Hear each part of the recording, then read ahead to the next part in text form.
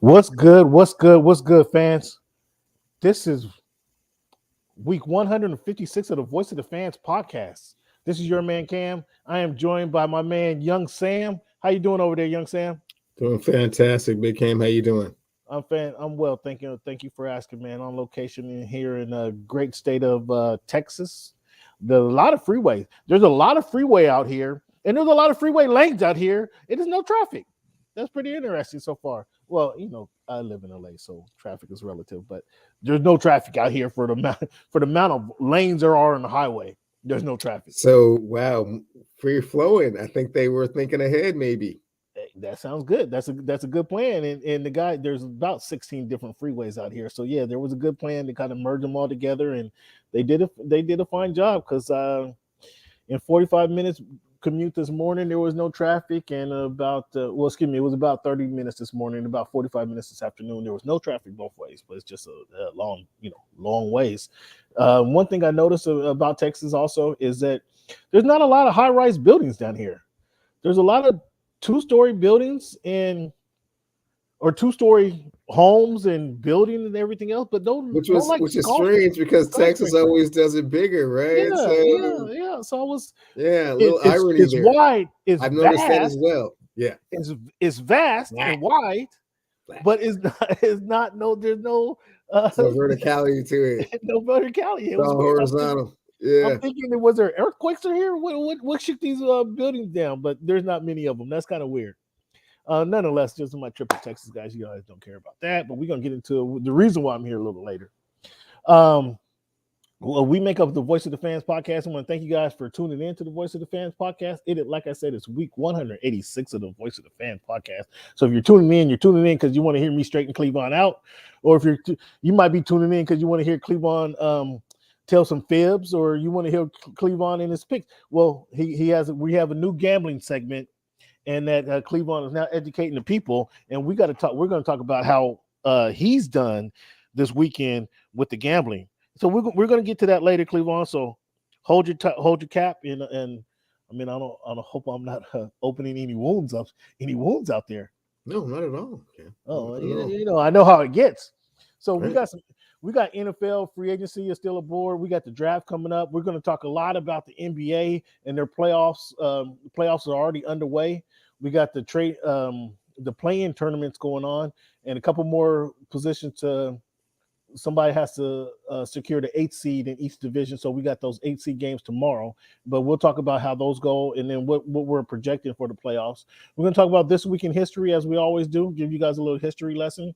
And then we got a new segment, folks. Excuse me, folks. Just have to answer this message. We got a new segment that's going to come up this week, and it's the Mariner Minute is back. The Mariner Minute is back. Now, I'm not sure Cleveland, in a minute you can let us know, but the Mariners, aren't they 2-4? 3-4. Oh, they won today? Did they won today or yesterday? I saw yesterday they were 2-4. Okay. Well, then you do the math, Cam. Look, see what I'm saying? Don't be getting all salty with me because the Mariners stink. Don't ask questions. Don't get all salty with math. They were 2-4 yesterday. I said they were 3-4. Here we go. Here we go. Now here we go. He want to get all sensitive because we're talking about the Mariners and they're losing. There's a losing record. There's a losing record. And you want to correct me out. You want to correct me, and there's a losing record. Fans. Start out with 7 games on the road. Exactly, fans. Fans, this is exactly why it's against my better judgment. It's against my better judgment that we're having to. Oh my goodness, we're gonna have to hear this. But there is something I'm a little concerned with, fans. There is one thing I'm a little concerned with. Oh, you're gonna be unbiased. You're gonna be unbiased. You're gonna give us some objective opinion. Bear it all, Cam. Okay, I mean, because I know last time I might need 90 seconds. I don't know. I might need 90 seconds. Towards the last of the season, I mean, when things were getting good, you didn't want to talk about them. And so I might need 90 seconds for this one. Hey, well, we'll see. We see what we got at the end of the show. Okay. Fans, again, want to thank you guys for tuning 90 in. seconds. That's cool. If not, this is the Voice of the Fans podcast. You can reach us. You can reach the show at participate in the show, right there is @_voice of the fans on Twitter. Reach out to the show. Talk to us. Let us know what you think. I got my Twitter page live is ready to go for you guys. So reach out to the show. Let us know what you think. Let us know how Cleveland and these damn Mariners. Do you want to talk about the Mariners? I'm gonna leave it now. Cleveland, I'm throwing it out to the fans. Do you guys want to hear Cleveland talk about the Mariners? That's the topic of the show, or that's the question of the show today. Do you want to hear Cleveland talk about the Mariners? If you do, go ahead and let me know. @Voice of the Fans on Twitter. I'm looking at my Twitter page right now. Do you guys, and I'm going to type that out as a question, do you guys want to hear Cleveland talk about the Mariners? I mean, it's against my better judgment. I'm listening to the fans on this one. Talk, excuse me, sir, about the Mariners. I mean, Cleveland, does anybody in the city, is anybody going to the games? Oh, it'll be sold out for I just said, you see what I'm saying? You're tone deaf, man. I just said they started out with 7 games on the road. They haven't been home yet. Their first home game is tomorrow. It's sold out. It's against Houston. The entire series is sold out. The entire series. So are they there to see Altuve and the world champions? Is that what they're there for? No, or they? I mean, you know what I mean. That's not why they're there. You sure? I mean, and they're not the world champions, Cam. Well, okay. Keep up. Pay attention. See, Cleveland is full of one. Cleveland's on one, y'all. So we're gonna get it started this week. It's April 14. I gotta change this around. I had April 13. It's April 14, Cleveland. So right off the top of your back, give me when you think of the number 14, who comes in my first, or who you think of when you think of the number 14? Who comes in your mind first, or who wore that number the best? 14, I'm gonna have to go with Dan Fouts, who wore that number the best because I thought we was on the 13. Yeah, I did. For the 14, I'm gonna have to say just real quick, stick with Dan Fouts. Dan Fouts probably wore that number the best. To be honest with you, another 14. The first person to come on my mind when I think of the number 14, oddly enough, you might get a kick out of this, is Mr. Terrence Mann. It's Mr. Terrence Mann for the Los Angeles Lakers, for the Los Angeles Clippers, and we sat and watched Terrence Mann last year have the breakout playoff season, and you didn't want to give him no credit. Quarter 1, 2, and 3, but at the end of the day, what did you say? Terrence Mann is the first person that came to your mind when you thought of the number 14. The number, well, okay, after Dan Fouts, but okay. I mean, like, what the hell, dude? Okay, wow, dude. But come on, man, is Jim Jones performing? Because you're drinking the Kool-Aid, my dude. So Terrence Mann. So listen. I mean, that's my guy. So fans, I tell you, Cleveland wants to spout. I mean, today it's uncovered. Today he don't have the purple and gold on. Today there's no semblance of what happened down there in Montlake. But he always wants to talk about how he wears a purple hat with the gold U and talk about the Montlake, what's happening down there in Montlake. He had parking fines down there to help build that brand new stadium they did. They down there. I was kind of salty though. Mr. Cleveland, if I may talk about your alma mater, I'm kind of salty though that they took off the scoreboard and the hole in that would that be the east side of the stadium. So when you're in the stadium, you can look out into the to Lake Washington. They decided to fill that up, and capitalism at its best, right? And then put more seats in there. I guess probably sold about 300-400 more seats. By filling in that hole where the scoreboard used to be. You know what I'm talking about, or you don't know what I'm talking about? Cam, it's the greatest stadium in all of college football. They say that every time they come here. They just cannot believe how majestic it is. I mean, if you just look to your right, oh my God, is that Mount Rainier? Man, glowing with the pink and fuchsia like highlights and purple in there somewhere, which blends in with the stadium. And then you got these cats coming in on their yachts, man. Walking out in their purple and gold, man. You can tell me about 300 or 400 seats that block some type of weird view you're talking about? No, I can't hear you, man. Oh, you can't hear me. That was a spectacular view. What are you talking about? Well, damn, hey man, get the Goodyear blimp view. Oh, my goodness gracious. Okay, I spent too much time. You watch the game anyways when you're there. I spent too much time on the UW already, folks. So we're gonna move on. Yeah. Let's jump into this NFL topics, man. Kind of a sad topic to start off with, but I gotta ask you. It's the Voice of the Fans podcast. People want to know about this stuff, but the tweets that were surrounded around Dwayne Haskins' death. Were you offended by them? Did they rub you wrong? You have to be more specific about what tweets you were referring to. There was a couple of tweets. Scheffler came out with a tweet and talking about his first text says the passing of Dwayne Haskins, and then the second one talked about how he wasn't a great quarterback. Then Gil Brandt came out and said he was much more offensive. That's not even a question. I didn't have that question out here, but he was much more offensive in just saying that guys like him, that's why guys like him don't deserve opportunities. I'd like to know what guys like him meant, Mr. Gill, Mr. Brandt, when you say guys like him, because all I know all we were told is he's a jovial kid coming out of Washington D.C. area. Went to Ohio State, he was young and immature, might be some of the huge complaints. But Mr. Gil Brandt, my question to you is, what's those kind of people, sir? I'd like to get an answer to that. But were you offended by Scheffler's tweets? I didn't think they were so offensive. I don't know that when you talk about the guy passing away unceremoniously, or I don't think there's a ceremonious death, kind of unexpectedly. That needs to be followed up with talking about his play, his performance on the field. I just didn't think that those two were relevant. What's your thoughts on that? One is definitely not related to the other. So,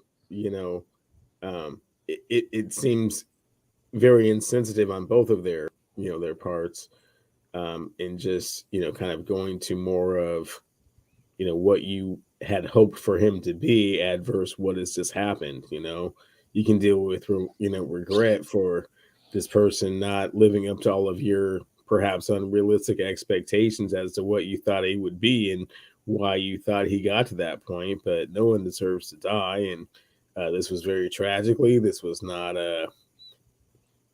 something that was of his, his making. But to kind of trivialize what has happened to him with regards to, his lack of success with regards to what you had anticipated for him on the football field is, it's a little out of bounds. Yeah, I thought so. I thought so myself. You guys got a job to do. People want to hear the news. People want to know what's going on. I just thought that was a kind of a tasteless way to kind of go about it there, in my personal opinion. Cleveland, what's some of the best free agents available? Your guy, Odell Beckham Jr. is still unsigned, right? Jarvis Landry, who I think is probably the best receiver out there. Tyrann Mathieu is available. Stephon Gilmore. You're Jadeveon Clowney. He might be looking to come back to the Northwest. Who's some of the best free agents available right now? Oh man, there's no really good free agents available. They're all garbage, man. Oh my God. So you couldn't use Jarvis Landry? Your team, your Seattle Seahawks. You guys can't use Tyrann Mathieu? We had two safeties. They're high paid and pretty good.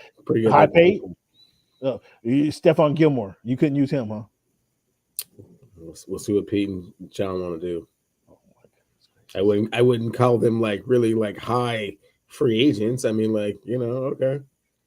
And Jadeveon Clowney, I mean, he probably not. We had been through. We've been through that. He blocked you guys. That was like 5 years ago. He blocked you guys. That was like 5 years ago, man. Your cars. What did he do playing next to Myles Garrett? He still couldn't get off. Yeah, okay. All right. What are you talking about? They were a force in Miles. Were they? They were a force. Were they? Yeah. You didn't recognize it? No.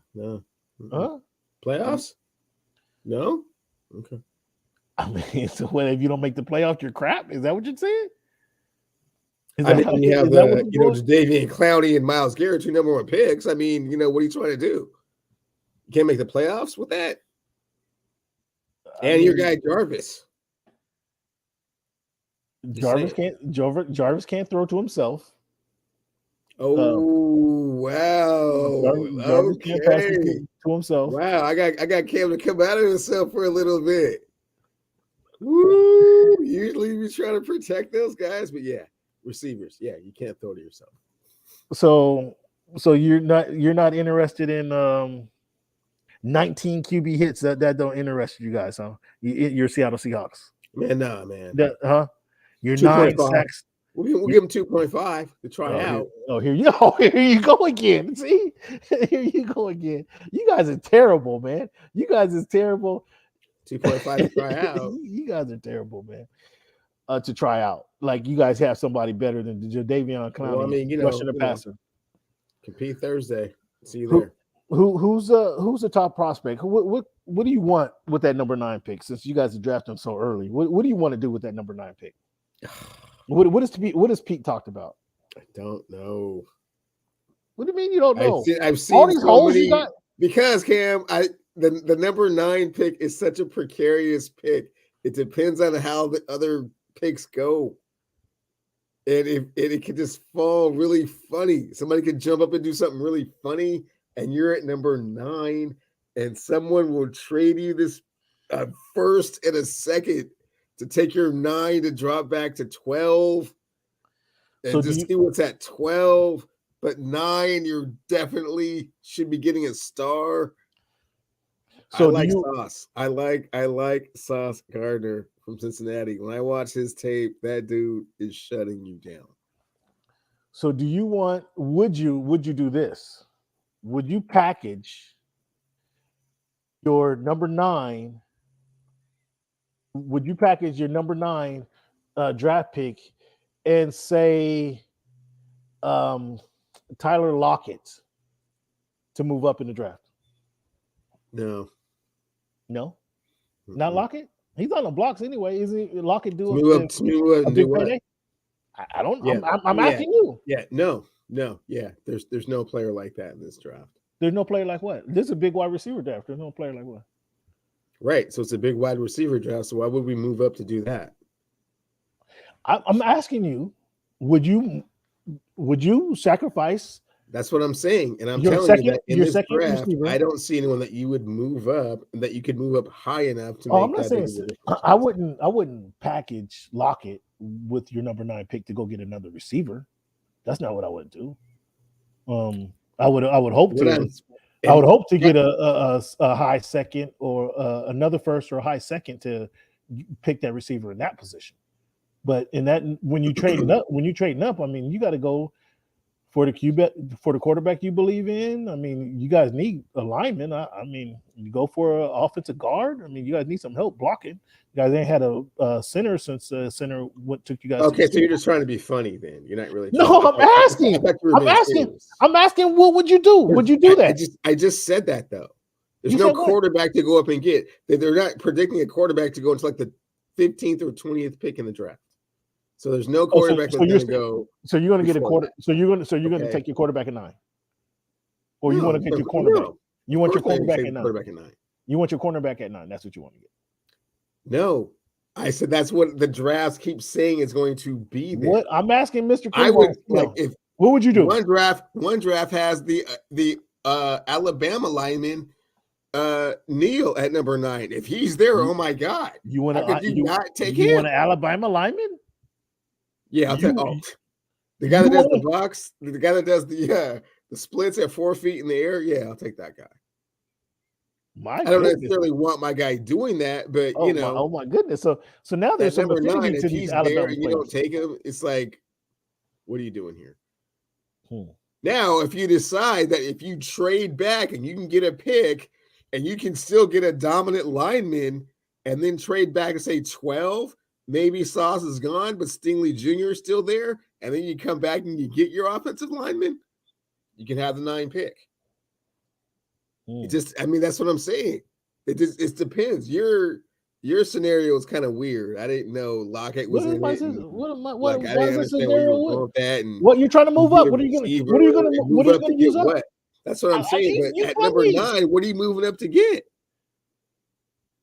A top player, who's the most dominant player in this draft? You said the most number 9 pick is precarious. The most Hutchinson. Is okay, who's number 2? No, I don't care. It doesn't matter. We got Tyreek Hill. I'm gonna stop paying attention. Okay, I stopped paying attention to the draft. We got Tyreek Hill. Okay, yeah, we got time. We can get back to it. I'm just saying, at 9, the way it's shaken out on paper, I'm okay with taking Sauce. I'm okay with that. Okay. When we get closer, we'll have our draft predictions, and I see what you're saying there. I just want to know would you make that move in the draft? So we know about the Devontae Adams going to the Raiders, Tyreek Hill going to the Dolphins. We talked a little bit about that. My only question for you right now is who has the better season between Devontae Adams, Tyreek Hill with the Dolphins, or Hill's replacement in KC? Who has the better season? Devontae Adams. Devontae Adams has a better season. Okay. Are you saying that because he played he had some time with his college quarterback? Is that where that logic comes from? No, he has a better quarterback and a stronger running game and a better defense than those other teams. He has a better quarterback than those other teams. Are you including Kansas City Chiefs with that? Well, I mean, what? Let me take You're him and Hall? Whoa, what? Let me take a step back here. See, this is what I'm saying. You know how I feel about the plug and play, Cam. When you decide you don't want to have Tyreek Hill in your offense, man, and Mahomes is not known anything other than having someone super duper fast that's always open, and you try and replace him with Juju Smith-Schuster and just whatever you get in the draft. I don't think that's a replacement. And then moving up, the guy from Georgia that, runs the punts back. It's like, okay, you don't have anyone that dynamic, man. So, and you're just if I understand you correctly, playing around and you're saying your system is better than the players at that point. So if I understand you correctly, the man who drafted Tyreek Hill, the quarterback who made Tyreek Hill a household name, you don't think they can duplicate that performance with somebody else? No. Interesting. So we're gonna have to couch that discussion. I'm gonna have to look at Tyreek's numbers as a rookie and see if they can get those performances, that performance from the next guy to come in. I believe they can. I believe it's a lose-lose for both of those guys. It's a lose for Patrick Mahomes. It's a lose for Tyreek. Financially, it's a huge gain, but career-wise, yeah, it's a lose. It's a lose. When you say it's a lose, I mean, yeah. Dolphins aren't going to Super Bowls, dude. So Cleveland, I was trying AFC Championship, man. I mean, they've been in the AFC Championship 4 years in a row, 2 Super Bowls. So let me say this. I was trying to, my philosophy is thinking that it was Andy Reid who found Tyreek Hill, right? Andy Reid, obviously, who found Patrick Mahomes. And he put those two together and they created magic, right, for 6 years, clearly. I'm not putting it past Andy Reid. If there's two guys I want drafting a receiver in a high receiver draft, it's Andy Reid and the Pittsburgh Steelers. Those are the two teams I want drafting a wide receiver, because we see what they've been able to do when that happens. So I have confidence in Andy Reid being able to duplicate that performance. You already have the quarterback is the most important. I think the quarterback being able to air it out and get it to the receiver is number one for that receiver's explosive career.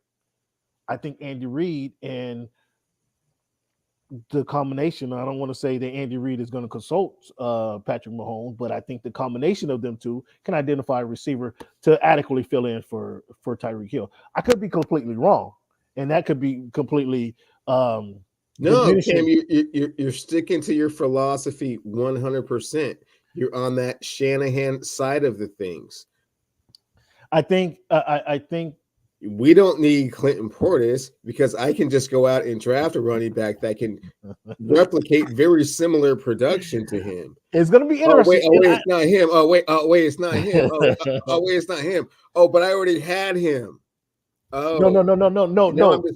Now I'm just trying to replicate that same productivity, just cheaper. And because I'm so good at it, and this system is so easy to operate in, that I can just find one of those. So listen to me. Hear me out right now.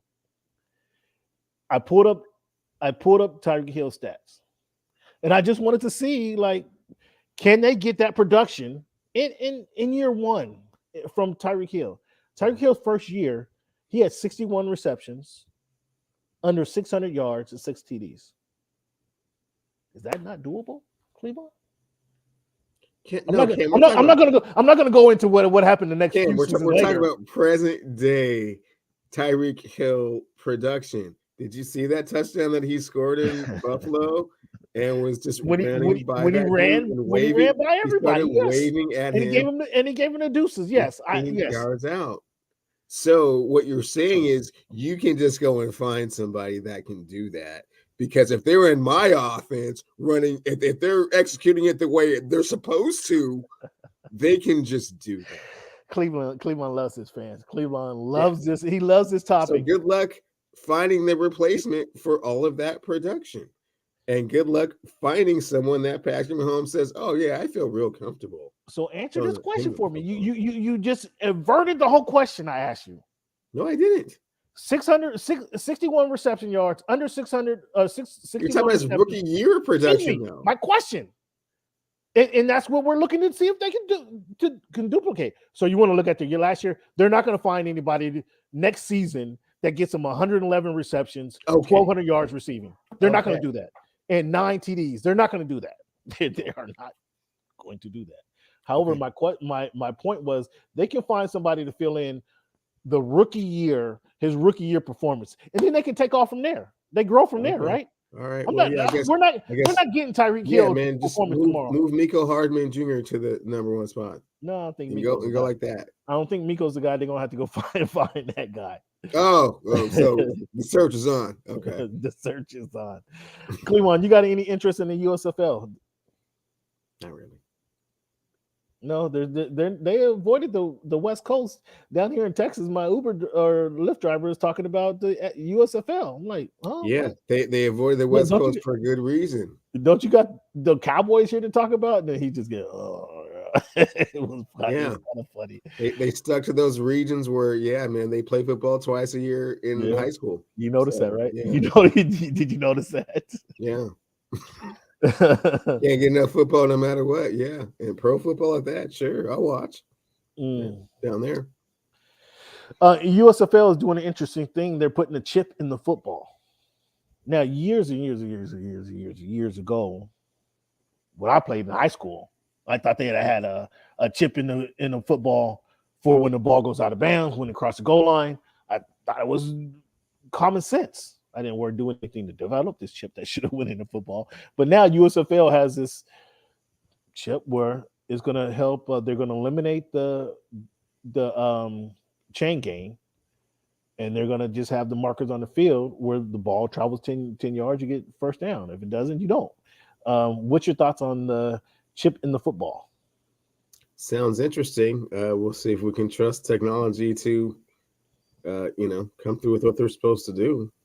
I'm a little bit suspect, but okay, sounds good. You like the chain game, huh? No, not really. I mean, it seems very like not official, right? Even when they're doing it, like. So it's going to be. I mean, what's crazy about it is this. What is it? $1 billion industry, and every week. Or every 4 downs, they're trotting out some old men with some sticks and chains to figure out is it a first down or not. That's kind of funny, but it's a part of the game. Right, I mean, it's a part of the game. So, my concern with the chip, my concern with the chip and how this works, like it can't be one chip. Obviously, it's gonna have to be a sequence of chips that kind of maybe are embedded in the threading of the ball, so it can encompass the ball, and it can't be just. You're already running into challenges with all this, Cam. It's like, I'm not making the ball heavier. No, what part does it sync with where the with where the marker is. And, and so I got a couple of things that let's put it out there right now. Is when the running back's holding the ball, I don't have a ball, but we're gonna. The running back holds the ball, typically holds his finger over the nose of the ball and tucks it into an arm, right? So when he tucks it into an arm and then he's running for the goal line, the coaches tell you don't reach for the goal line. But when that running back reaches for the goal line, and now if the chips are at the nose of the ball, well, the running back reaches for the goal line, he's reaching the fat part of the ball over the goal line, not the nose. Where's the chip at? Is the chip on the nose? Is the chip at the end of it? And that's why I say this has to be kind of in the threading, because if he reaches that fat part over the ball, now they can read that, right? Well, they can read that. Hopefully they thought of all these things, and that's why they're implementing it. We're going to see. I think it's a very interesting concept. Something I agree with is just the execution of this concept is going to take some time to make happen, and we'll see if the NFL is good for stealing ideas. They stole some USFL ideas before. They stole the XFL ideas, implemented into the game, and kind of make it a better game. So we'll see what they take and implement into their game here. Cleveland, why don't you take us on a walk through the Hawks Alley? Take us on a walk through Hawk Alley down there by what is it called? CenturyLink, Lumen, Safeco. What's that called down there? I don't even know what it's called. You want to help us out? If you're talking about the football field, it's called. Is it Bird's Nest? What do you guys call that area down there? The Bird's Nest? What do you call that? We go with Hawk Alley. We go with Hawk Alley for now. Okay, so. Hawk Alley. Talk to me about Hawk Alley. What's going on in Hawk Alley, man? What's the word down there? Is Drew Luck your guy? Are you going with who? Are you drafting a quarterback? Are you going running backs now? Are you drafting another running back? We just went through the whole drafting. We don't know who we're drafting. It depends on how the draft unfolds. It's a very interesting pick at number 9. A lot of things can happen. So no, we don't have our eye on anybody that we're looking for. There's a lot of holes on this team that need filling. And the team is understanding it's come to a rude awakening that we don't have our franchise starting quarterback that until last year had never missed 2 snaps. So it's a little bit of a rebuilding process, if you will, and nobody really has any type of, I would say, over optimism or anything. We have to see how the plan unfolds.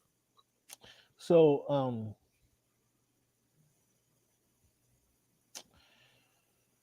you guys got to let us see how it unfolds, man. I'm wishing the best for you guys. Because the Seahawks, you're not, man. You can already stop all that sarcasm.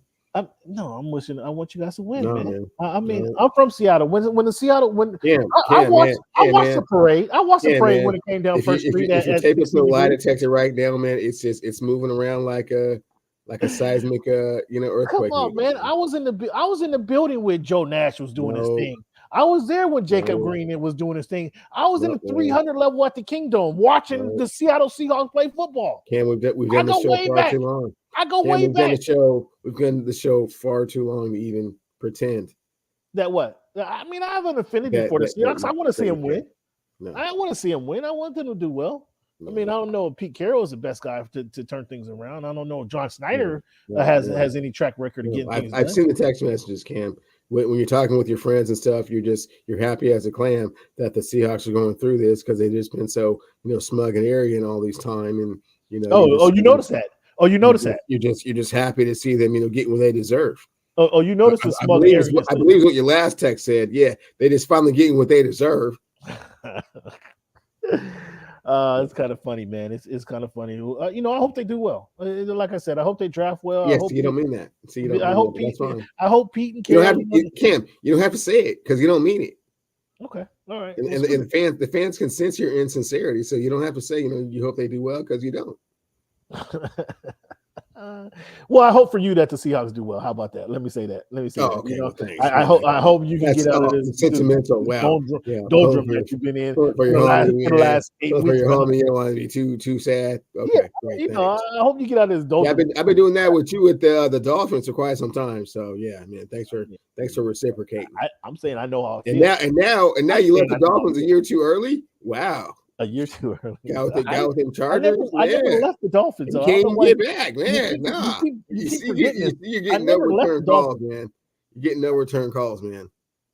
I mean, me and Tua is cool. Me and Tua is cool. I talked to him the other day. I just told him this might be your last opportunity. I talked to Tua the other day. This might be your last opportunity is what I told him. You know, I'm being upfront and honest with what I told him. This might be your last opportunity, Chief. You better get it together. Kind of what I told him. Did you tell him who you said would be the starting quarterback? We'll see. I told him about, hey man. Did you tell him that? I didn't tell him. You tell him, hey man, you need to just learn from Teddy Bridgewater and just do the best you can. No, I told him he got the job. You didn't tell him that, did you? You better take care of the job. It's your job right now. Guard it with your life because Teddy's coming. See how Harvey two-faced you are, man. That's why people. How's that two-faced? How's that two-faced? Because last week you said the Dolphins will be just fine with Teddy Bridgewater at quarterback. They will doing all that, and then right now you're trying to say you had a conversation with Tua. I told him that. Yeah, I told him he better be ready because somebody's coming. That's exactly what I told him. You better be ready because somebody's coming. Learn all you didn't tell him that. Yeah, this team is way better with Teddy Bridgewater as a quarterback than you. Well, that's kind of unfounded at the time. That's exactly what you said. That's kind of unfounded at the time. That's exactly what you will said. Be better. I'll repeat it again. Cleveland, I'm not afraid to say it. Teddy Bridgewater will be the Dolphins starter starting week 6. Okay. Period. In the story. Well, then tell Tua that. Don't beat around the bush. I'm pumping him up. When you have a conversation with Tua, be honest with him. I'm trying to give him some honesty, the transparency of the whole. I'm trying to give him some honesty. I'm trying to be transparent and tell him, hey, listen. You're not being transparent when you have a conversation with him. You got to limit. You don't tell him that you think he's going to be the starting quarterback. You want me to lie? That would be lying to the guy if I told him I think he's going to be a great starting quarterback. That'd be lying to him. No, right. That'd be lying. That's exactly what I'm saying. So that's not what you're not giving any transparency because you're not telling him you don't think he's going to be the starting quarterback. So why are you even talking to him? I told him to work hard to keep his position. That's what I told him. Work hard to keep your position. If you don't work hard, sounds like your words were misplaced. They should have been directed towards Teddy Bridgewater, who will be the starting quarterback for the Dolphins. He will be. Do you disagree? Do you disagree that Teddy Bridgewater will be started by week 6? I 100% disagree, but I mean, it sounds like your words should have been, directed in that direction. You say you 100%. You say you 100% disagree with that. So what do you have on that? You got anything on that, or you just not right now, man? You just running your list. They both have had injury-prone careers, so yeah, that's not something I'm going to go with in April the 14th.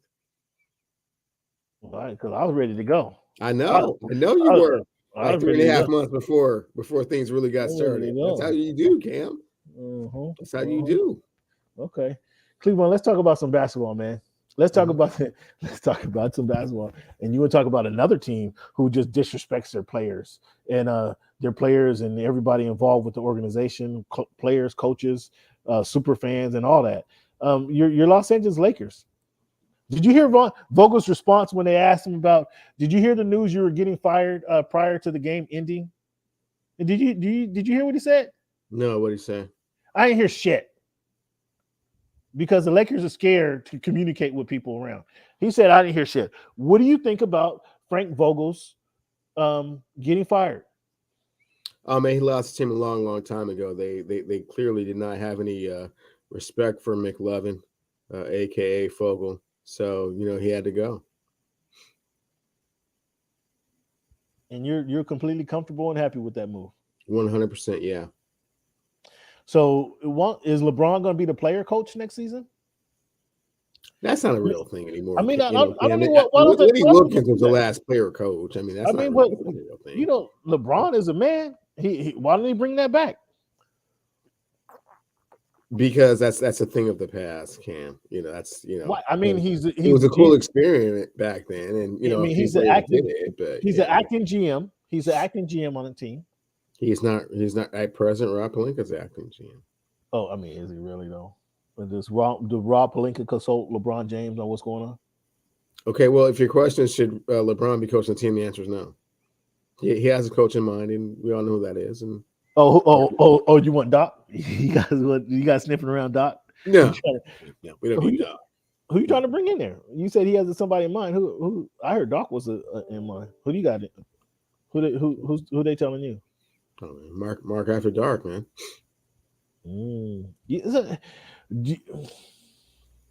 What do you think about that? Him coming out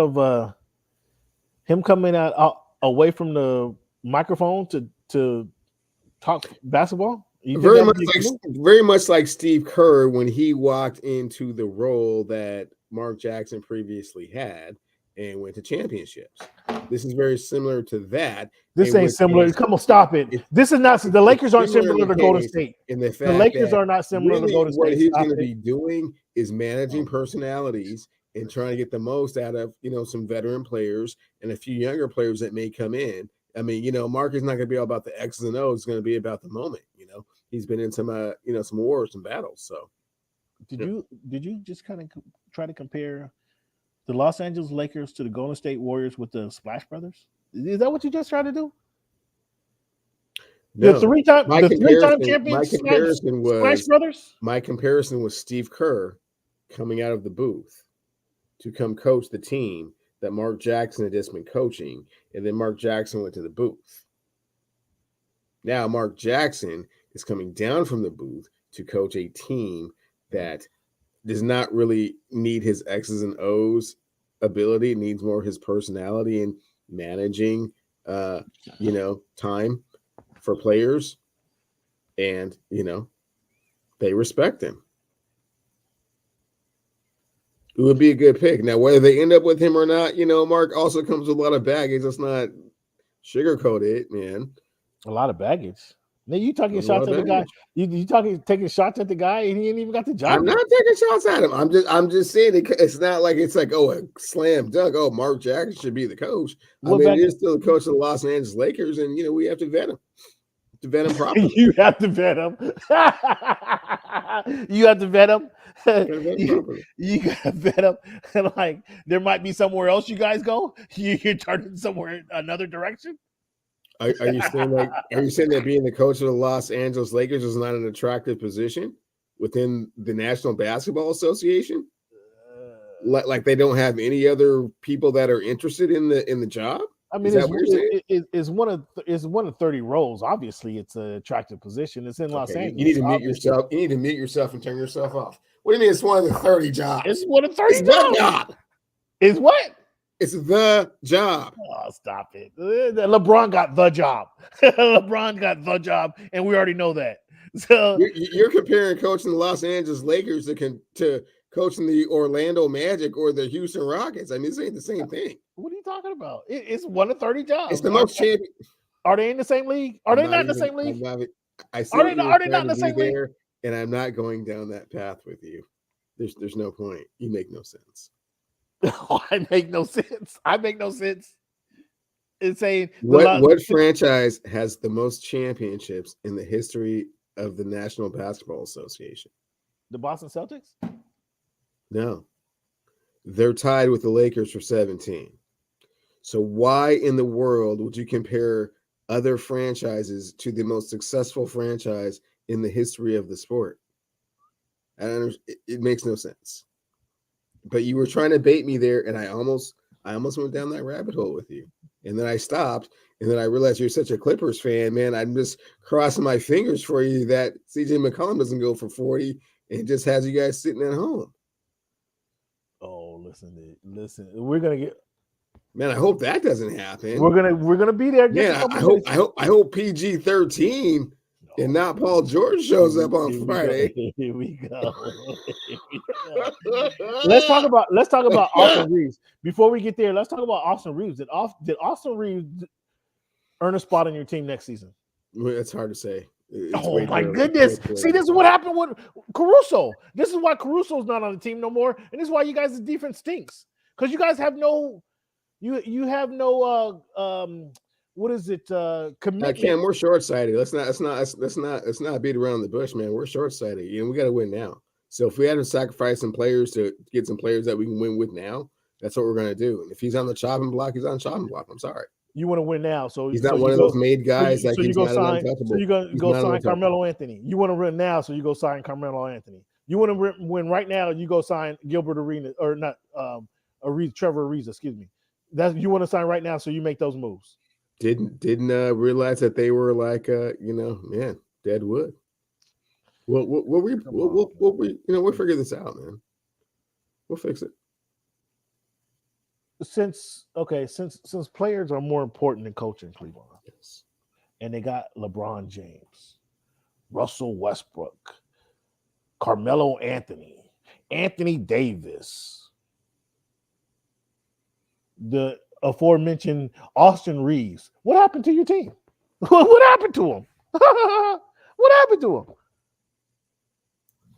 Why are you so like enthusiastic and euphoric about like the demise of the Los Angeles Lakers? It's kind of I'm sorry. I'm just asking you a question. leaned back and just kind of got all comfortable and just were waiting for like some answer that like had no explanation or something.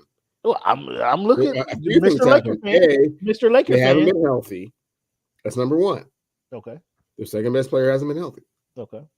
Number two, they went and got Russell Westbrook, thinking that a former MVP walking triple-double was a better option than DeMar DeRozan. And at the time, I would have agreed with him, considering the season that he had just come off, playing with Bradley Beal, taking the Wizards to that spot. Okay, I'm okay with that.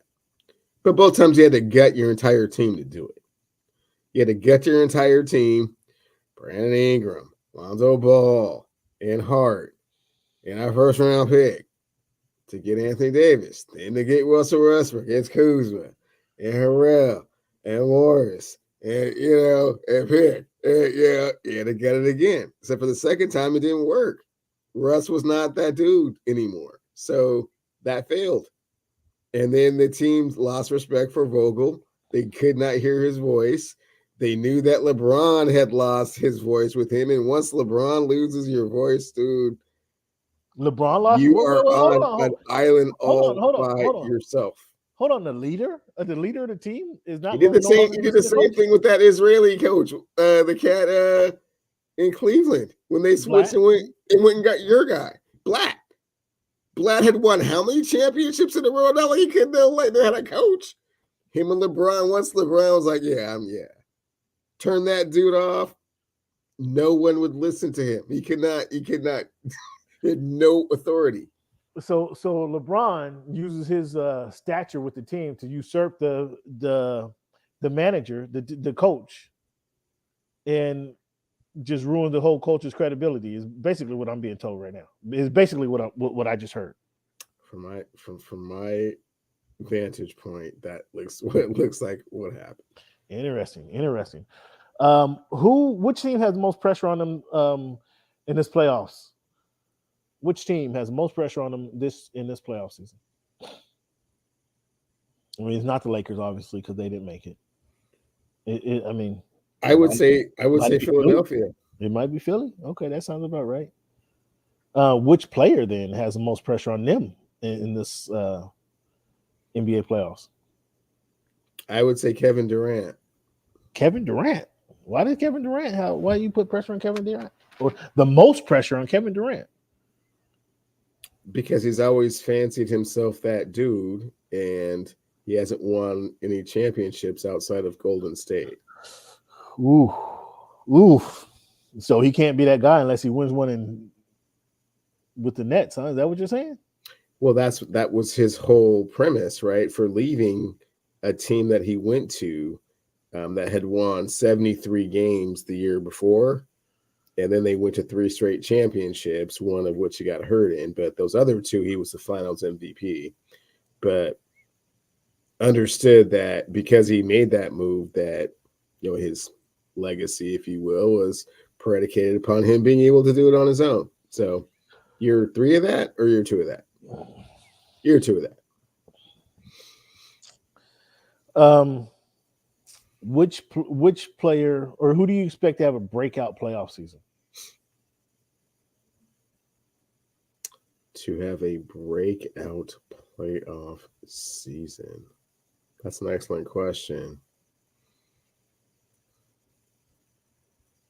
I'm thinking Ja Morant if the Memphis Grizzlies. That's not a breakout because they're not going to do well. You know who? Okay. Yeah. You know who I'm looking to really see that I had not seen enough of apparently is Anthony Edwards. Boy, oh boy. Boy, oh boy. He had no fear of your Clippers, and they wanted no part of that dude at all. And I was shocked. So you bring that up. So you bring that up, Cleveland. There was a play. I think it was third time down court for the Minnesota Timberwolves. Oh, man, and they passed the ball to Anthony Edwards, and they was coming to give him a screen. And he's like, no, I don't want it. I don't move out the way, and just start going to work on those guys. Oh my goodness. Cam, did you see the play where he came down and just crossed over and took 2 steps and just went up with 2 hands and just like, oh, wow. I mean, even better than that is they were not expecting all that. That was like, and those guys beat the Clippers after Karl Anthony Towns had fouled out with like 7 minutes left. So there was strategy in that game, though. Clearly, the strategy was to confuse, flummox Karl Anthony Towns. Clearly, that was a strategy. But then I don't think they didn't expect Anthony Edwards just to go off like that. And then he just went off. I'm telling you, it had to be the 3rd or 4th possession, and he waved the whole team off just so he can go one-on-one against Marcus Morris. And Marcus Morris had nothing. And from that point on, that he went to Marcus Morris. He went from Marcus Morris to my man 33, Nick Batum. He went to whomever came on that side of the court. He says, "Okay, you get yours too. Here's your helping. Here's your helping." Anthony Edwards, man. Wow, that was a good call. He had a breakout against the Clippers. You want to say that's the playoffs or not? He had a breakout against the Clippers, which wasn't a technically playoff game, but it doesn't. These numbers don't count for their stats. The regular season stats or the playoff stats, so they're kind of in a is not the playoff, but it is during the. I don't know, Cam. I don't know if that level is sustainable, but if it is, man, Memphis is wow. That's not an easy thing, man. We'll see. I think Memphis can get Minnesota, but nonetheless, I agree with you. That was a good call on the breakout. Matisse Thybulle not able to play in Toronto. How bad does that impact the Sixers? Huge. Way disappointing, man. Like, yeah, cornball. I'm not going to say they can't get past the Toronto Raptors without him, but if the second round this happened, they would, yeah. I mean, Toronto coming in hot, though, to be honest with you. Joel Embiid's coming in hot, man. Well, he's been kind of cool. We'll see. We'll see. Toronto coming in hot, though. I want to do a playoff draft, Cleveland, where we take all the teams in the playoffs, and then just start drafting players and see where we end up, who has the most players drafted. But not going to do that this week. We're going to cut that out. We'll wait. We can wait. Yeah. Embiid, just one final rundown of the postseason awards. We got Embiid winning the MVP. Or are you still trying to say Booker? Joker at this point. Coach of the Year, Monty Williams? I'm okay with that. I'm okay. Or Taylor Jenkins. Again, I take my hat off to Pop for what he was able to do, but Monty's cool. I got Scotty Barnes as Rookie of the Year. Mobley did watch Mobley do a move the other night. Yeah, he has got his team in the thick of it. Yeah, Barnes is in the thick of it. I it. liked Cade. I like what Cade was trying to do, but I think you were more the voice of reason there. And as I think about it, it should be Mobley. Mobley, huh? Okay. Most improved player. I got Jordan Poole. I think in this category also was Darius Garland from Cleveland and John Morant. But I got Jordan Poole. I mean, Jordan Poole's been. We saw Morant coming on with his talent. Jordan Poole, I don't think nobody expected him to have this season that he's had. I'd agree with that. And then Tyler Hero is Sixth Man of the Year. Cam Johnson in Phoenix has been awesome. Quickly from the Knicks has been awesome, but I think Tyler Hero has been the better of the bunch. Yeah, I already put my hat in the ring for him earlier. So the question I had for you was who gets in the. I was doing this earlier in the week, obviously, but who gets in the West Play-in tournament? The Wolves outlasted the Clippers, as we saw. The Pelicans outlasted the Spurs. So it's now the Clippers and the Pelicans play tomorrow for that final spot. Who you got? Man, I got them Pelicans. Oh, ain't this a bitch? You got the Pelicans, yeah. Who plays on the Pelicans? Who's the point guard for the Pelicans, Cleveland? CJ McCollum. Look at that. Okay. CJ, you got CJ over Paul George. Yeah. Robert Covington and Norman Powell. Ingram and Valanciunas.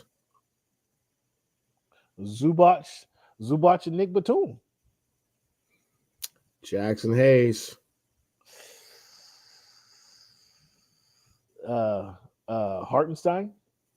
Hartenstein. I like Jackson Hayes. Yeah, man. Yeah, you dig a little too deep, man. Yeah, you're trying to get a little too deep. No, I like Jackson Hayes. I do.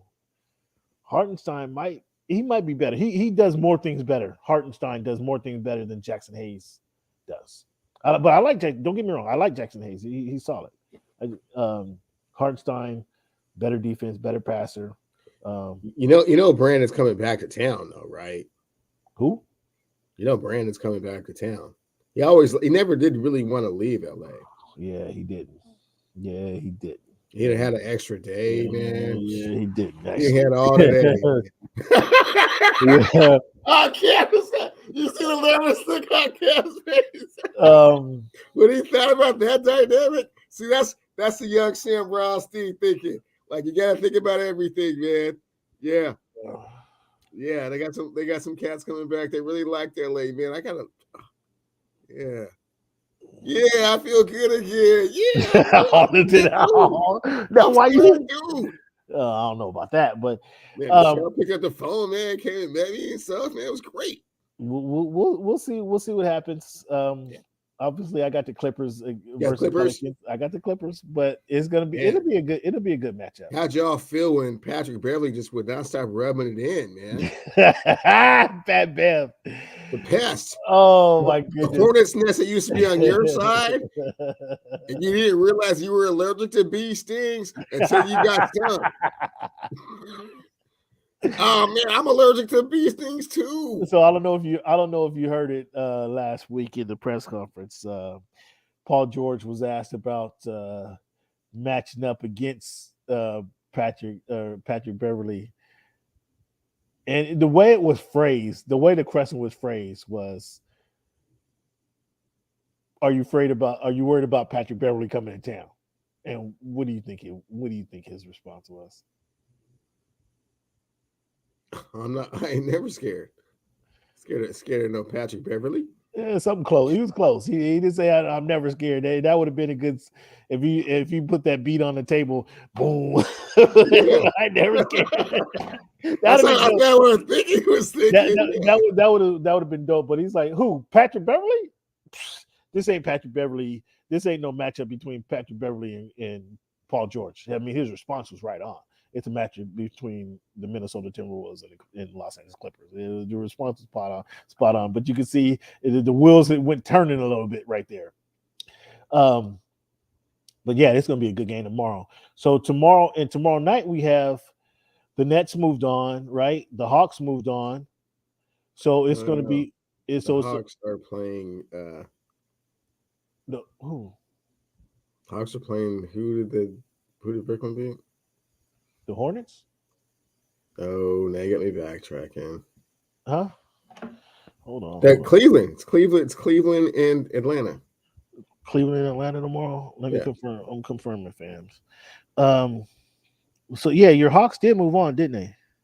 No, they're playing Atlanta. The Hawks beat Charlotte and Brooklyn beat Cleveland. So Cleveland is playing Atlanta. So that'll be interesting. Who do you got? Who do you have in that matchup? I gotta go with the ice tray, Over Darius Garden in the Rookie of the Year?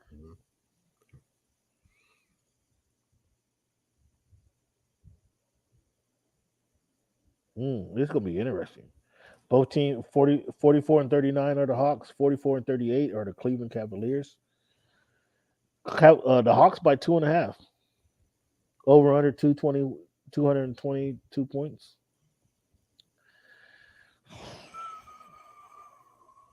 That's gonna be interesting, man. I don't know who to pick. Hawks or Cleveland in that one. I think the Cleveland. That's gonna be interesting because you want to say Hawks had the advantage, but I don't know that they have an advantage. I don't know that Trae Young is an advantage over Darius Garland. I don't know. They're the best player on the court. And Trae Young, that's what you're gonna say. Trae Young's the best player on the court, right? Yeah. Oh no, man. Was that hard? Was that a hard question? Was there what else you were thinking of? You just said, well, I don't know that Trae is that much better than Darius Garland. Number one.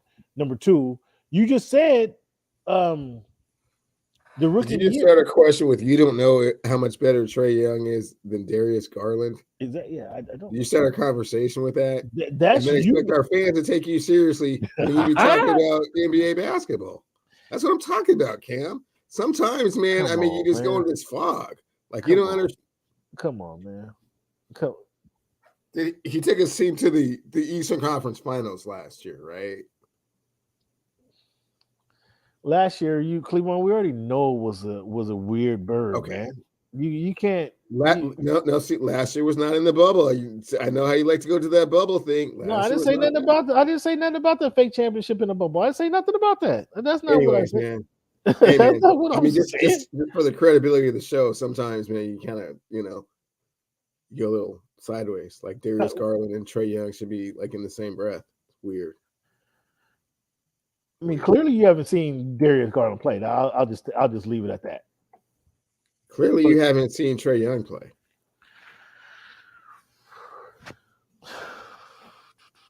I've seen Trae Young play, and his. So then why is it even a question as to who the best player on the court is?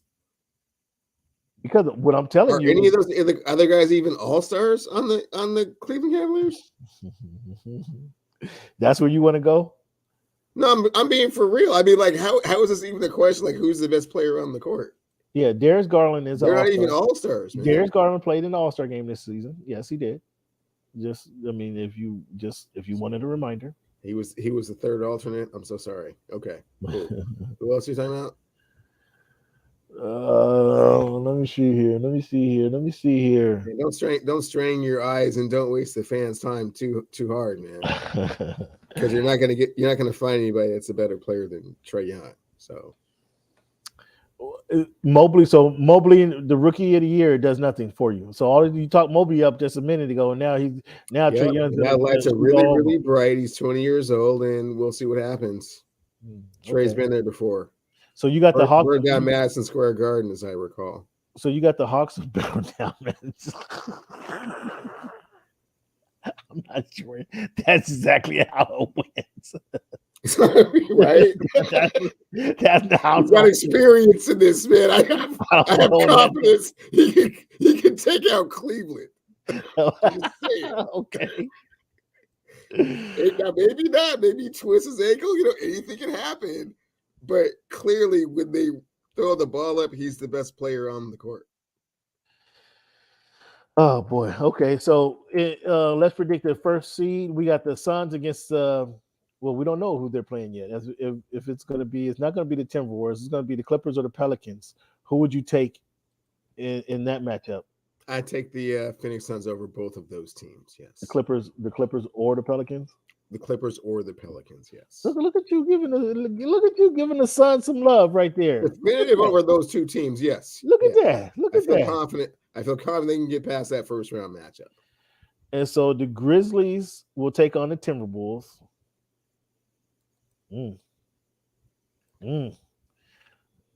Now we got some young talent here. We got some young talent in this game here. All young talent. There's no seasoned talent. There's no seasoned talent in this game. You want to see some guys go up and down the court. That aren't quite sure what their powers or capabilities are quite just yet. Right. And use that athleticism. This is all experimental. Yeah. That's gonna be forever. That's gonna be a fun series to watch. That's gonna be a fun series to see, though. Grizzlies and the Timberwolves. What about Warriors and Nuggets? Who you got in that one? Steph's healthy. I got the Nuggets. If he's not healthy, you going with the Warriors? I mean, you going with the Nuggets? 7 games. Good. Injury will dictate if Steph's not healthy. If Steph's healthy, Warriors in 6. So you say a healthy Steph, they're only 2 games better than the Nuggets. They don't have any inside presence that can handle the Joker, and the Joker can get at least 2 games. Is Wiseman not playing? He's still not playing, huh? Looney? You don't like Looney? Not against the Joker, no. Wow. So if a healthy Steph plays, it goes 6. If Steph is not healthy, you got the Warriors winning? Or excuse me, you got the Nuggets winning? I think the Nuggets can get him in 7 if Steph's not healthy. Ooh, that's going to be a good one to look at, fans. That's going to be a good one to look at. And Luka, I'm trying to get to this game here. I don't know why these guys ignoring me. Luka playing in Jazz. Number 4 versus number 5. Always a contentious matchup. Who do you got, Luka or the Jazz? Utah Jazz. What? Yeah. Whoa! Where is this coming from? Luka needs a legit number 2. He doesn't have one. Interesting. I like Spencer Dinwiddie. He had a really good regular season and contributed quite nicely. But this is the playoffs in the Western Conference. Luka has never made it out of the first round. Why would it change this year? Luka's not better? I mean, if he wasn't healthy, I'd have one. He's way better, but he's not enough.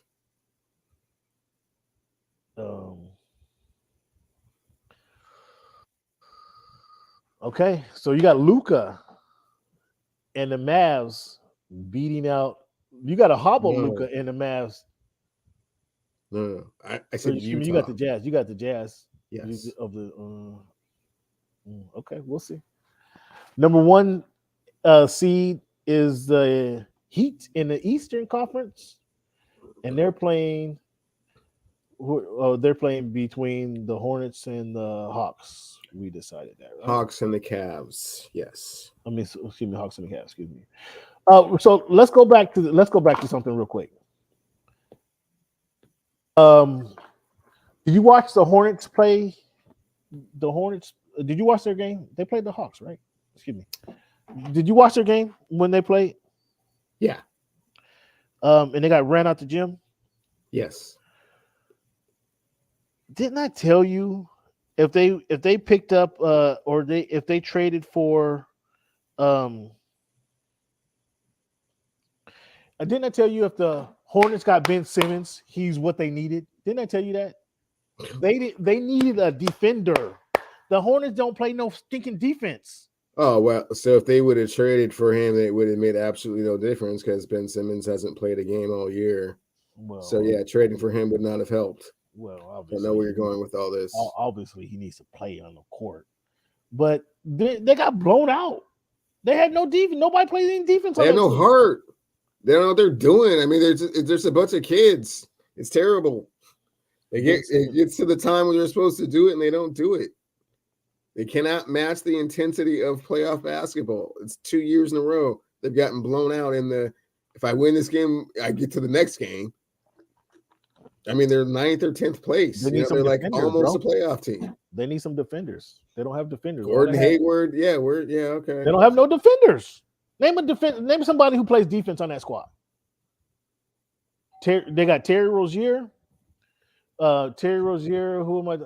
Malik Monk went to you guys. Aubrey, yeah, man. This is way. They don't have no defenders. This is way too much time on the Charlotte. It probably is, but I just want to make the point that they should have got Ben Simmons and not get ran out the gym like they did. Okay. So the Celtics,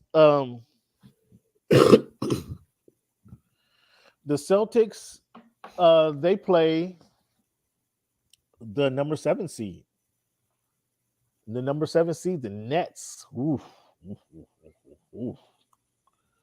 What do you think about that matchup? Nets get them. Nets get them even with the run that they've been on. The Celtics. Yeah, that's regular season stuff, man. We're to the playoffs now. The number one, we talked about the number 1 seed, the Bucks and the Bulls. Who you got in that one? Bucks. Pretty easy. Is that 4-1 or a sweep? It could be a sweep, actually. It could be a sweep. Yeah, it's one of those. It's not. It won't go 6. It'll go 4 or 5. I would kind of lean on the side of the 5.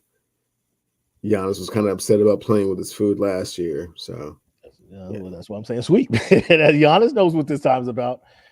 And then I think this might be the best matchup in the whole playoffs. Let me see. Wait. Warriors Nuggets, no. Mav Jazz would be pretty good. I don't think the Mav Jazz is going to be good as the 76ers versus the Raptors. Who you got in that matchup? Sixers. I'm going Raptors. I'm going Raptors in that one. Well, and I picked earlier. I picked the Sixers to go. I picked the Sixers to go to the finals. In fact, we might have something on that where I'm gonna have to take my bet back because we might have had something on the Sixers going to the finals, didn't we? No, the bet is that you said the Sixers and the Suns will be in the finals, and I said no for a Daniels meal. We have Brooklyn Nets will win the NBA finals. That's an Irish happy hour. I said that. I'm looking for the bet. It's going across the ticker right now, my friend. The Sixers versus Suns NBA finals. Cleveland says no for Daniels. That won't be the finals. So by saying by saying the Sixers are out of they're going to lose in the first round, I'm conceding this bet to you. Oh my goodness gracious! The irony of it all. You don't keep track of your own liability. Sometimes they come back and bite you. So I said that when we typed this up, and I said that James Harden was doing his thing. Sure was. That hasn't been the case prematurely, and now you have a little bit of buyer's remorse. That hasn't been the case, and then the Toronto Raptors has been hot. Like you got Van Vliet coming to town, you got Pascal Siakam coming to town, and Matisse can't go there. Yeah, it's tough. This is not going to be a cute matchup, man. This is not a cute matchup, and oh my goodness gracious, I gotta fighting yourself both ways. I know it. You're already committed. Now you're trying to not be committed. I know, man. It's the Cam trait, man. Oh, listen to it. All right, fans.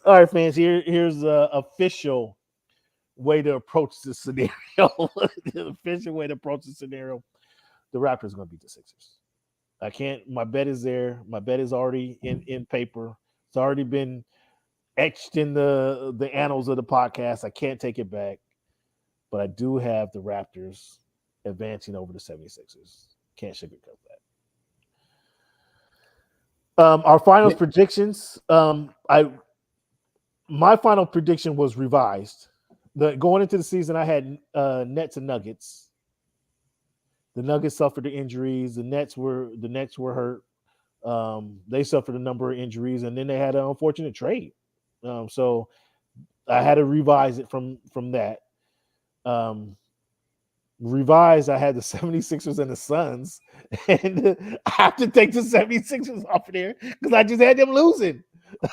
So my finals prediction is already thrown up, fans. I got the Suns. I had the 76ers. I expect them to lose in the first round. So let's see, was I right? Am I right today, or was I right last month? Let's see. We'll see what happens throughout the next few weeks, Cleveland. Cleveland had the Lakers and the Nets. He revised his pick to the Golden State Warriors and the 76ers. Are you wanting to stay there with that pick? Golden State with that. If Steph is healthy, yeah, that's probably what's going to happen. There's no if. There's no place for the if on the spreadsheet. Oh no, I know. Yeah. Okay. So yeah, I'm going with that. Yeah. Okay. I believe in modern medicine. Steph is good to go. Okay. All right. Well, fans, that's our basketball segment, man. We got the NBA Finals predictions. We got the playoff predictions for you. So do with that what you will. Send me a text. Send me a tweet. Let me know what you think of our picks. Let's see. We got any response here? The only response is, this is some funny picks. Somebody brings back a pic of the X-Men strangling one of your Lakers. Who was he strangling on the sideline? That's a Wes Matthews. He's got both of his hands around his neck. That was a lovely picture. His fingers are touching. That was around his neck. Yeah, that's a chokehold.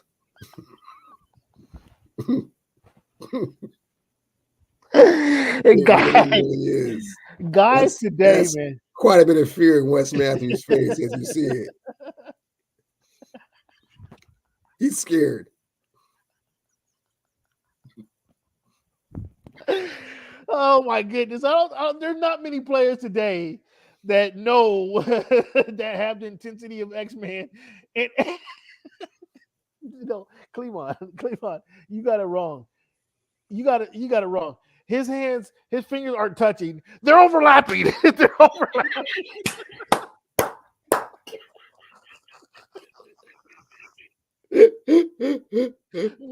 meaning he was trying to take the breath out that man. Oh boy, that was we need our Sonics back, man. We need our Sonics back. And man, right in front of the scoring table. Got my man hemmed up. Yeah.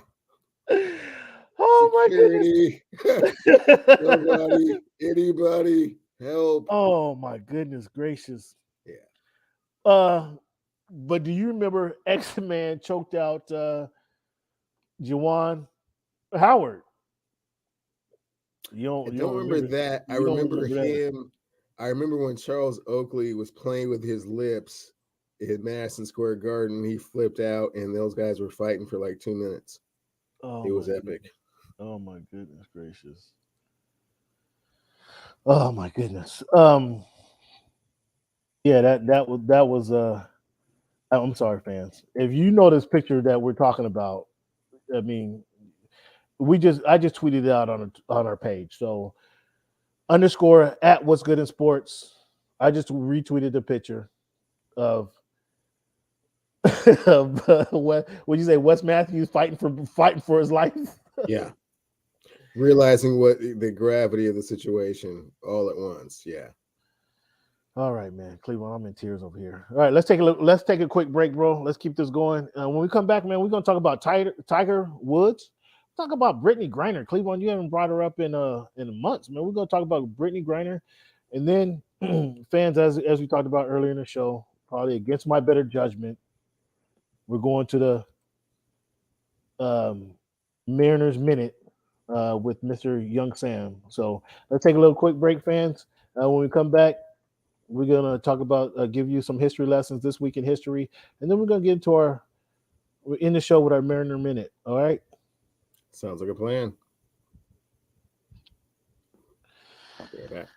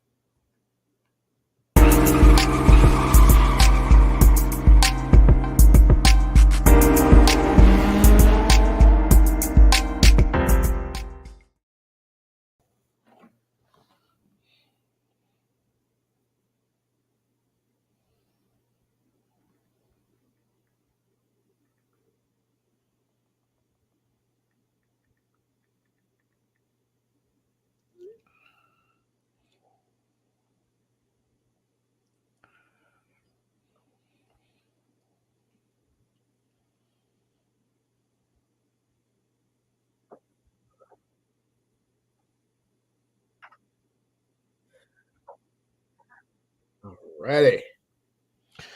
All right, Cleavon, man, let's get this going, man. Thank you for your participation in the show, fans. I want to thank you guys for tuning into the Voice of the Fans podcast each and every week as you do. We appreciate the support. It is week 186 of the Voice of the Fans podcast. This week, Cleavon, we got a few things happening this week, but we're going to look at our week in history, or this week in history. So things that happened this week in the life of, or in the world of the United States. Most of the stuff happens in the United States. Some in the sports world, just some in the world in general. April 12th, 1861, Cleavon. The country was divided when the Civil War began in Fort Sumter, Charleston, South Carolina. It was when the Civil War began, and as you know, the country was divided for years. Cleavon, that was 1861. 413 in 1862, year and a day later, Congress passed a bill ending slavery in Washington, D.C. 1862, they did this, Cleavon.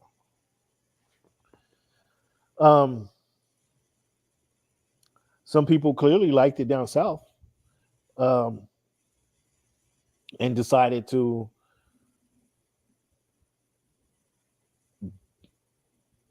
educate America, all of Black society, and many of us had a chance to indulge in some of the offspring from this venture when Spelman College was funded in 1881 down in Atlanta, Georgia. Now, Spelman, as we know, is one of his historic preeminent HBCUs in the country, and so them being founded in 1881 allowed centuries of graduates to flourish and replenish the land of America. So good job to those founding Spelman College. April 13, 1957, just yesterday, in 1957, the Dodgers' Jackie Robinson announced retirement rather than be traded to the New York Giants. So rather than fly back across the country, he says, I'm done. And this is it. In April 13, 1993, Reggie Jackson was elected to the Major League Baseball Hall of Fame. Do you remember that kid?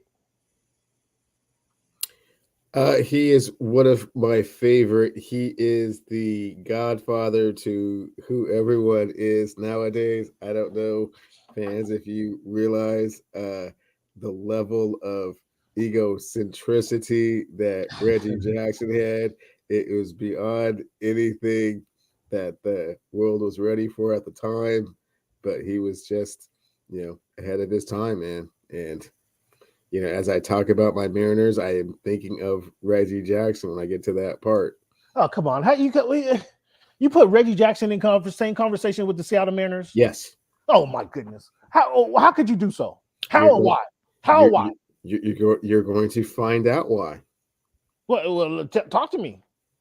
Are we cutting to that little tidbit of the Mariner part right now? Mariner minute is oh my goodness, fans. But I'll cut to it. No. That's a good tease. That's a good tease. That you inadvertently had a great tease. Inadvertently, you had a great tease there. You're learning, son. You're learning. That inadvertently, you had a great tease there. Yeah. I'm sorry, fans. We do have the Mariner minute. I announced it. We do have the Mariner minute that we're going to get to here momentarily. How this guy compares or puts the Seattle Mariners in the same breath as Reggie Jackson, the most historic home run hitter of all time in the major leagues. Does the Mariners as a team have as many home runs as Reggie Jackson hit in his career? You'll see where I'm going with this when we get there, Cam. This guy is something else. All right, Tiger made the cut. He made the cut at the Masters, but he finished 78th.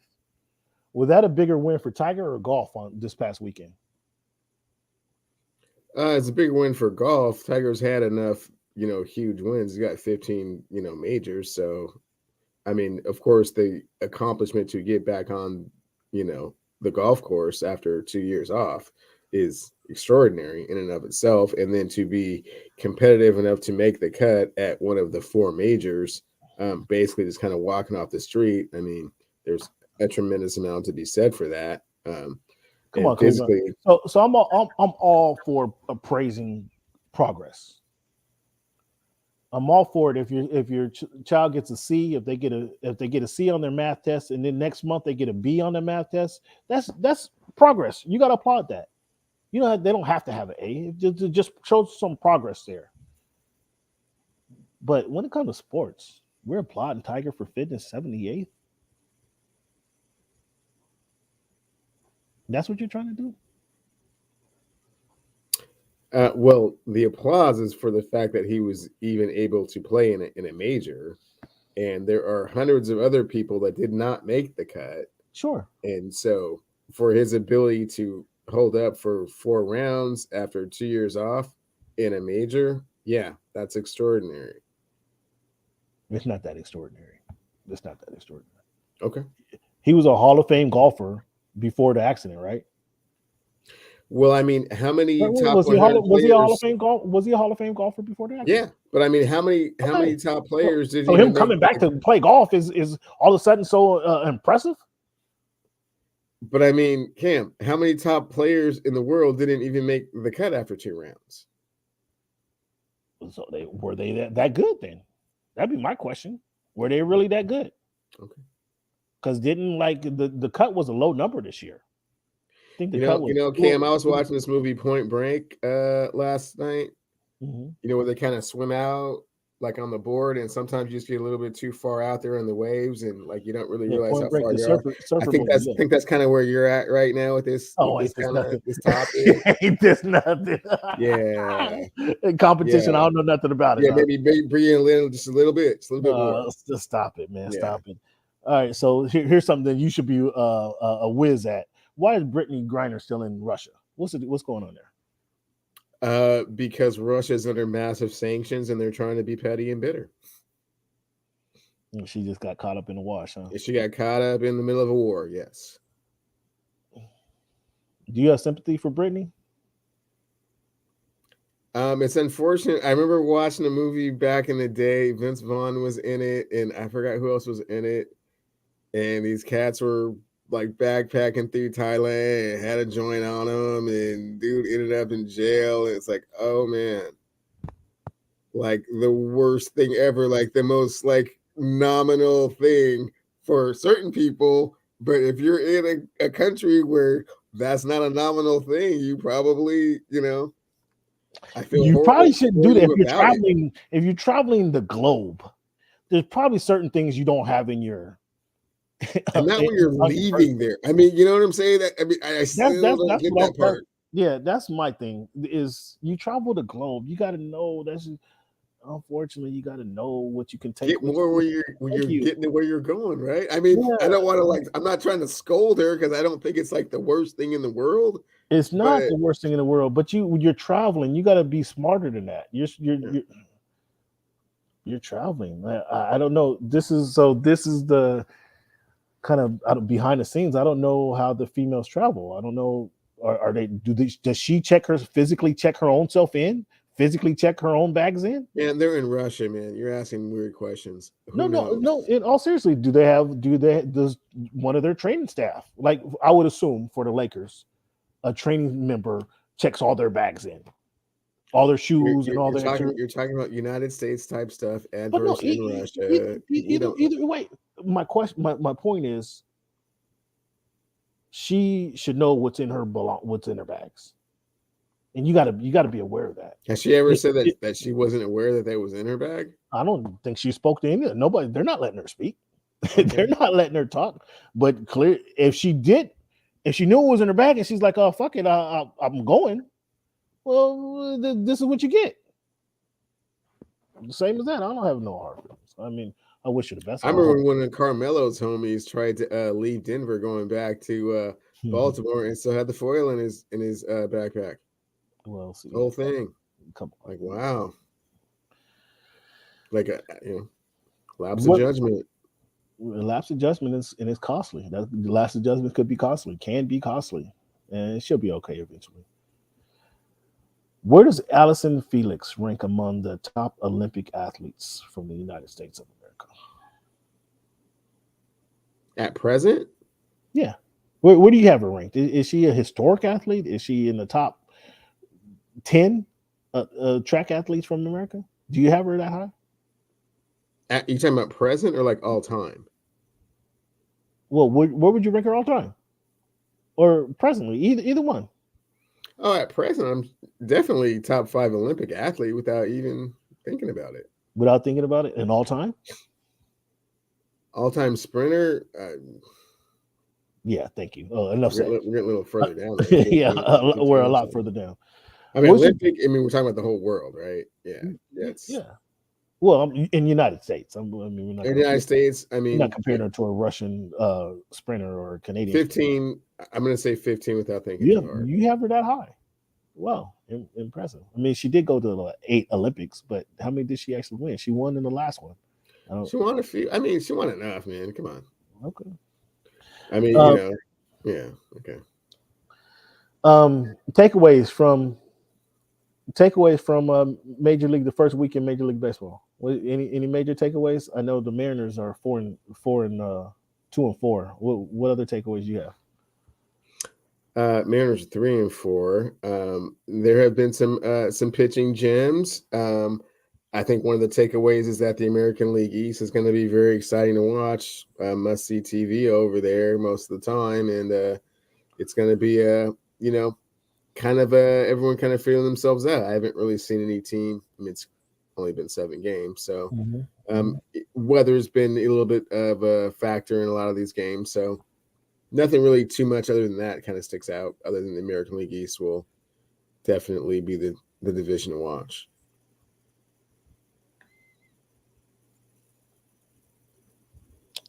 Okay. Yeah, Felix has some 10-time U.S. champion, national champion.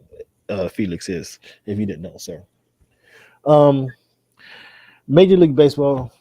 I don't know, Cleveland. Let's get into this the Mariners minute. I don't have much about the Major League Baseball right now. Well, when I get down to see when I get down to see Shohei, then I'll come back with some Major League Baseball conversations. But until then, Cleveland, what you got? Mariners minute, go.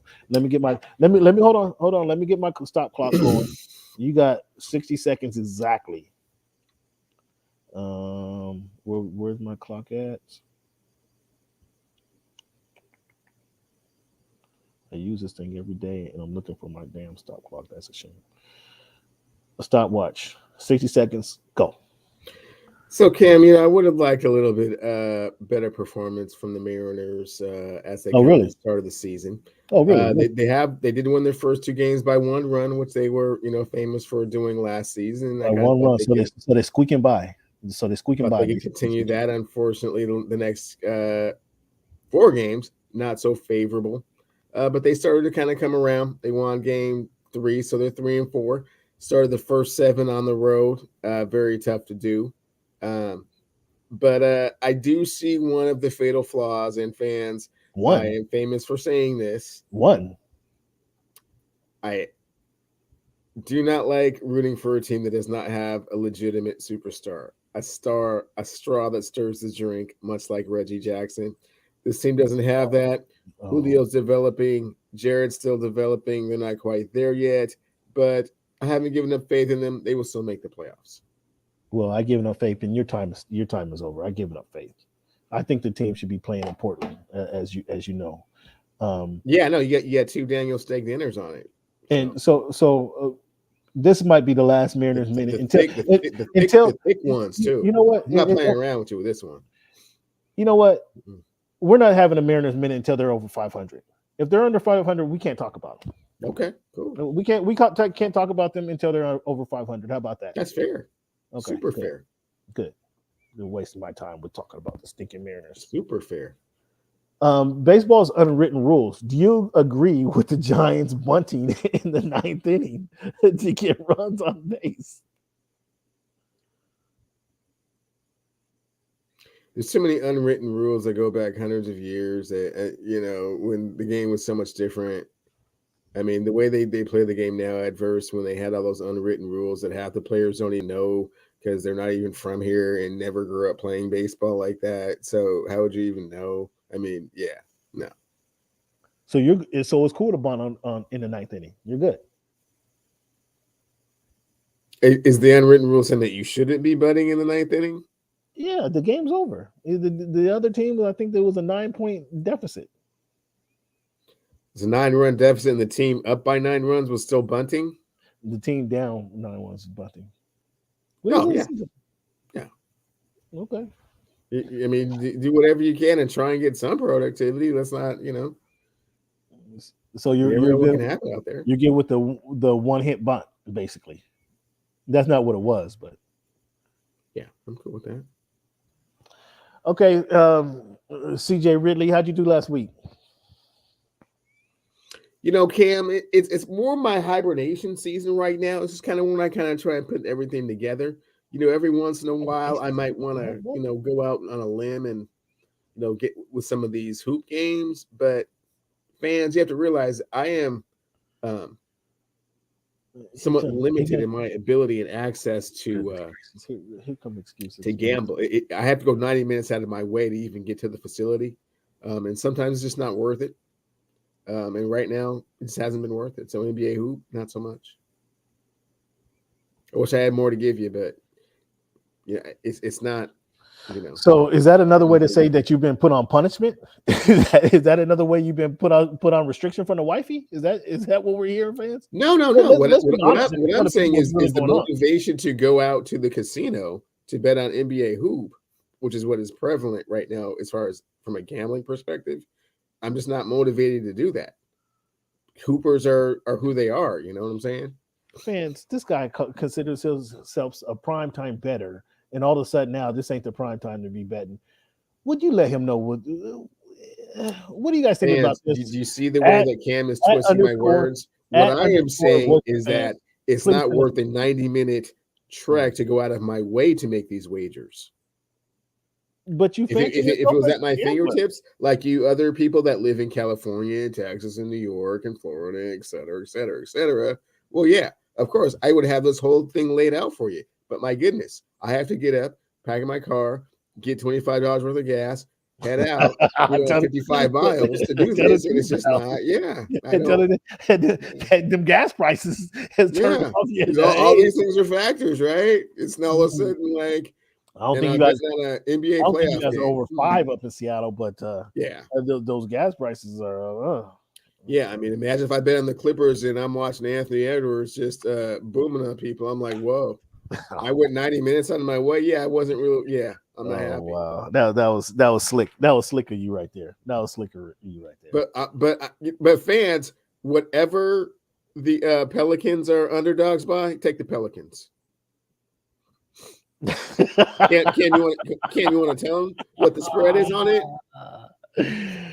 Oh my goodness, this guy is and then Cam, since we're on the subject, my dude, how strongly did you feel about it? About what? How strongly do I feel about what? About the Clippers beating the Pelicans. The Clippers will get the Pelicans. I'm not too concerned with that. We got Paul George. On it. We got Paul George. You put a pound on it. I need an elbow. We get. I need a pound of ribs, my dude. We got. Cam, you hear what I just said? I need a pound of ribs on it, and I want the spread. I want the points. You want the? Oh no! Come on, straight up. Oh, you want the points? Are you telling me you won't give me the points? And I got the Pelicans? Wow, you have no confidence in your dude. See that false bravado fans that he be throwing out there? It all comes to the surface when we do things like this. The spread is 3.5, 3.5. Okay, so you're giving me 3.5 points. I have the Pelicans, you have the Clippers, and you're giving me 3.5 points for a pound of red one ribs. For a pound of ribs? Let's do it. Yeah. Let's do it. Clippers over the Pelicans. Clippers over. Pound. Yeah, come on. You're gonna be paying me, and I don't even eat meat. I don't even eat red meat no more. Okay. So, I'm gonna send you the menu. Just so there's no misunderstanding when it. Well, hold tight on the menu, bro. Hold tight on the menu. Okay. Appreciate if I can get him on Saturday, if that's cool. Oh, look at you. Look at you. What's up? What's up, sis? How you doing? Who we got here? Say Padres is gonna win over 60 games. What you thought on that? What's your thoughts on that? 60. I'm gonna have to say over because I think no. So yeah, over. So that's half the games. So that's saying the Padres. But I mean, we don't know when Tatis is coming back. He's gonna have to get back in shape, but I would say over. That's a very interesting bet. I like that. The number's a good number. Oh, okay. Well, they're going to be really bad or really good, or decent. Ben, we got to come back to you on that one, Chief. We got to come back to you on that one. But that's a good question out there. You got my man excited over there, so I'm saving this question. That was a good one. What's up, sis? Be good. Hope you're chilling out there in New York. What's the weather like out there? Hit us up with the weather report. And I'm down here in Texas. It was like 78 today. It was a good day today. What's it like over there in Seattle for you? Yeah, it wasn't 78, man. We'll leave it at that. a little wet and chilly up there for you. It wasn't 78. Who you got? Spence Ugas. Ugas. I got Ugas, man. You just going. Tired of all this ducking and hiding and profiling, man. Yeah, I want him to just beat him up and then just mix up the whole thing, man. How much you got on it? You want to put something behind Ugas? No, nothing. Huh? No. Oh, I thought you were serious about that. You thought you were making a serious prediction. Yeah, I'm with you. I think no, I'm not with you actually. I think Spence will win this. Ugas, it's going to be a good fight. Ugas is going to have a good showing, but I think Spence ultimately wins his fight. Cleveland, since you want to give us a World Series prediction right now, Week 1? Who's going to make it? I can make a World Series prediction. Come on, man. Come on, you know the game, you know the sport. Give us a prediction. Let the fans know who they should be looking into a 162 game season. Tell the fans which teams they should be watching in the East Conference, American League, and the National League. Which teams are going to make it? Watch the Mariners and the Braves. Oh shit! Stop the Mariners and Braves. So, what's his name? Dave Roberts said the Dodgers are going to win the pennant or win the World Series. Do you agree with them? They've been to the World Series quite a few times in the last couple of years. They've only got one. But win it is something else. Yeah. I mean, you have to have confidence, and they always have the best team. It's just a matter of whether they, get it done in the end. Okay, so we got a weather report. We got a weather report from the Northeast. We got what is it?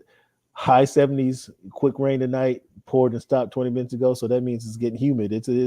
Spring is sprung, and it's about to be humid out there in the Northeast. So good looking. Thanks for checking in. Cleveland don't even want to tell us he wore his bubble coat today. Yeah, North Face. I did have the North Face because it was 42 degrees. I get you, bro. 46 and cloudy just because I had to look down at my computer to see it. Okay, well, you said that. 42, so I wasn't too far off. Huh? I wasn't too far off. Yeah. All right, fans. I want to thank you guys always for participating in the show. Thank you guys for sending the text, sending the tweets over. We appreciate you guys for again participating in the show. Thank Cleveland. It can't just participating in the show, and now he's gonna come with some nonsense. What do you got? It can't just leave it on their mind. Cam, just leave it on their mind. For the pound of ribs, what's happening? Oh, I get a pound of ribs. The Clippers are going to beat. They're going to beat Minnesota tomorrow night. The Pelicans. The Pelicans tomorrow. They already lost. Even worse. Yeah, they already lost Minnesota, so they're a little fuming. Oh, this guy here, fans. I'm gonna leave this. But can I get my pound on Saturday though? Is what I'm asking. Can I get my pound on Saturday? There's been no game. What are you talking about? You get your pound tomorrow night after the game is over. So I'm gonna text you then tomorrow night and once the game is over. But I don't want no. So see, I don't want my pound like that. I want my pound